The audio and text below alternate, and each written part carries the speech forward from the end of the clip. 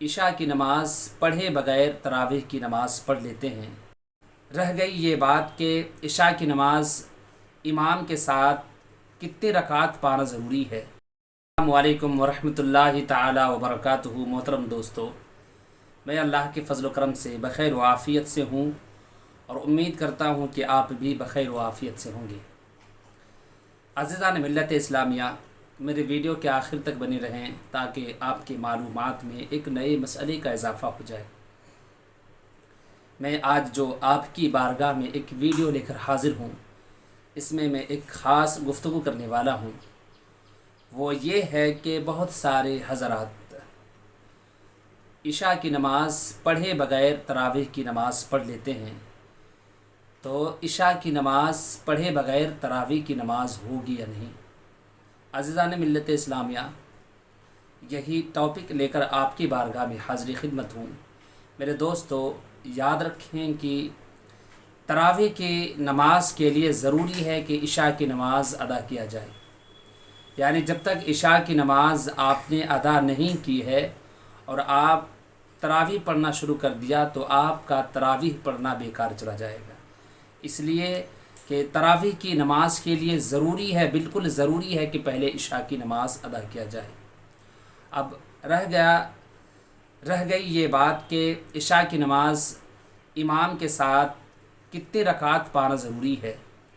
تو رکعت کی تعداد میں کوئی خاص یہ نہیں ہے، لیکن یہ ہے کہ کم سے کم امام کے ساتھ کسی بھی حال میں شامل ہو جائے، چاہے وہ آخری قاعدہ ہو، یعنی آخری رکعت میں جب بیٹھتے ہیں اگر وہاں بھی امام کے ساتھ شامل ہو گیا تو پھر وہ جماعت میں شامل مانا جائے گا، یعنی اب عشاء کی نماز اس نے جماعت کے ساتھ پڑھی ہے، اور جب عشاء کی نماز اس نے جماعت کے ساتھ پڑھی ہے، چاہے وہ ایک رکعت ہو، چاہے وہ قاعدہ آخرہ میں ہی کیوں نہ امام کو پایا ہو، اب وہ جماعت میں شامل ہو گیا۔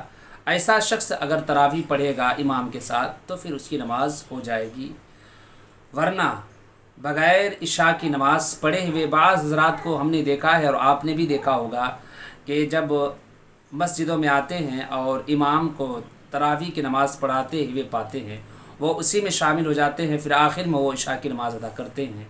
تو انہیں یہ مسئلہ یاد دلا دیجئے، بتا دیجئے کہ ایسا نہیں ہے۔ عشاء کی نماز پڑھے بغیر آپ تراویح پڑھ رہے ہیں، یہ بالکل صحیح نہیں ہے۔ صحیح یہ ہے کہ پہلے آپ عشاء کی نماز پڑھیے، اس کے بعد آپ تراویح کی نماز پڑھیں۔ ایک سوال تراویح کے تعلق سے بہت سارے حضرات کرتے ہیں کہ عشاء کی تراویح کی نماز میں جو 4 رکعت میں ترویحہ کے لیے بیٹھتے ہیں، جسے ترویحہ کہا جاتا ہے، اس میں کیا دعا پڑھیں؟ بہت سارے حضرات سوال کرتے ہیں۔ جواب یہ ہے کہ اس میں کوئی خاص دعا نہیں ہے۔ آپ اگر چاہیں تو کلمہ طیبہ پڑھ سکتے ہیں، اگر آپ چاہیں تو درود شریف پڑھ سکتے ہیں، یا تو آپ سبحان ذی الملک والملکوت، یہ جو دعا ہے اس کو آپ پڑھ سکتے ہیں، یا اگر آپ کلمہ شریف نہیں پڑھنا چاہتے یا درود شریف نہیں پڑھنا چاہتے یا یہ دعا نہیں پڑھنا چاہتے تو آپ کے لیے بہتر ہے کہ آپ خاموش رہیں۔ خاموش رہ کر کے بھی آپ خاموش رہیں یا ترویحہ کو ادا کریں۔ کوئی ضروری اور کوئی واجب نہیں ہے کہ اس جگہ کوئی دعا پڑھی جائے یا ترویحہ کے لیے جو دعائیں مذکور ہے کتابوں میں وہ پڑھی جائے۔ ہاں، اگر آپ نے پڑھ لیا تو یہ آپ کے حق میں بہتر ہوگا، لیکن کوئی ضروری نہیں ہے۔ السلام علیکم ورحمۃ اللہ۔